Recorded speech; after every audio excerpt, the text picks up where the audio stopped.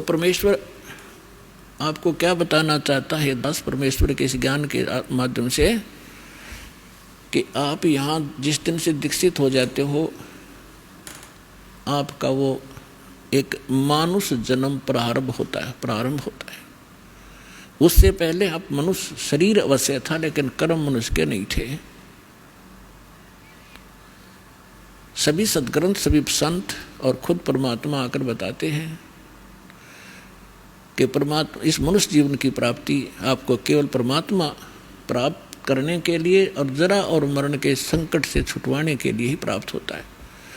आपको ज्ञान संपूर्ण होता नहीं, और संसारिक लोगों से जो ट्रेनिंग आपको मिलती है उसमें दृढ़ हो ही जाते हो।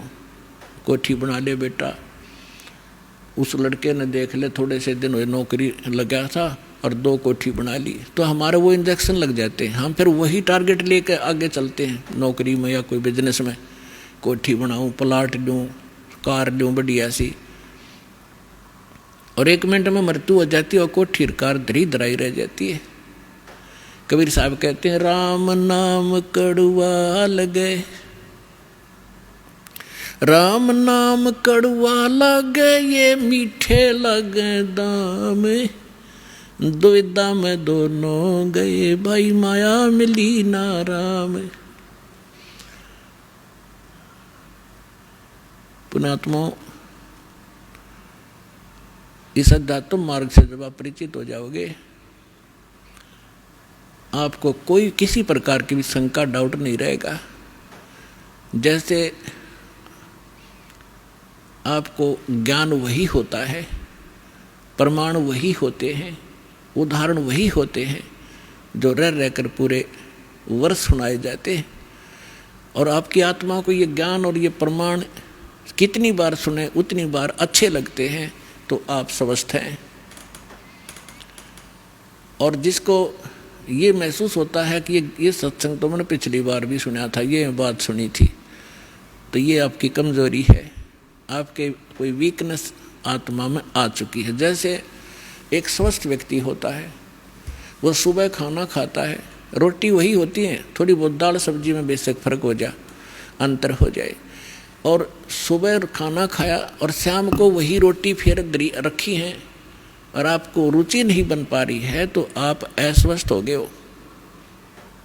और यदि आपको वही रोटियां फिर उसी तरह रुचिकर लग रही हैं, तो आप स्वस्थ हैं। और दिन में 3-3 बार खाते हो, रुचिकार लगती हैं, तो आप स्वस्थ हैं। इसी प्रकार अब ये ज्ञान वही है, और जितनी बार सुने और जितनी बार ये आपको उतनी ही बार आपको ये अच्छा लगना चाहिए, तो आप स्वस्थ हैं। अन्यथा आपको फिर कोई पाप कर्म ने घेर लिया। अब जैसे रोगी व्यक्ति है और वो भोजन प्रतिदिन खाता है 2-2, 3-3 बार, और जब वो रोगी व्यक्ति हो जाता है वो, तो उसको एक समय भी एक ग्रास भी खाने की रुचि नहीं रहती। कारण क्या हुआ कि उस रोग ने उसके शरीर की व्यवस्था खराब कर दी। जो मीठी वस्तु थी, खाने योग्य पदार्थ थे, वो भी कड़वे लगन लगे। उसका तरीका क्या है? उसका तरीका ये है कि कड़वी, जैसे किसी को मलेरिया हो गया और उसने वो कड़वी कुनीन रोटियां तो भी कड़वी वो खानी पड़ेंगी, ना चाहते भी खानी पड़ेंगी, चाहे वो रुचि कर लगे चाहे ना लगे। उनके खाने से फिर धीरे धीरे बुखार ठीक होगा, जबर ठीक होगा, तो वह रुचि भूख बढ़ेगी और फिर स्वादिष्ट स्वस्थ होते फिर स्वादिष्ट हो जाएंगे।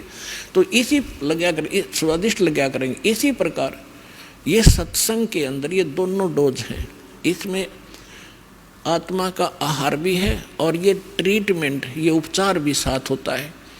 जैसे कोई भक्त सत्संग सुन रहा है और ये मन में आता है कि तो पहले भी सुना था, तो बेशक आप ना चाहते हुए भी उठकर नहीं जाना चाहिए, उसको बार बार सुनना चाहिए। थोड़ी सी देर में आप देखोगे ओहो ये तो ठीक सी लगन लाएगी, तो उस ये कुनीन का काम भी करेंगी। ना चाहते हुए भगवान की महिमा को सुनते ही रहना चाहिए और ना चाहते हुए भक्ति जैसे मंत्र करने लगते हो, रुचि सी ना बनती, ना बनन दे।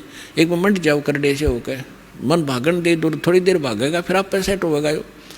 इसी प्रकार परमात्मा कहते हैं कबीर हरि के नाम को हिज बजो चाहे खज, उल्टा सुल्टा उग ही खेत पड़ा जो बीज।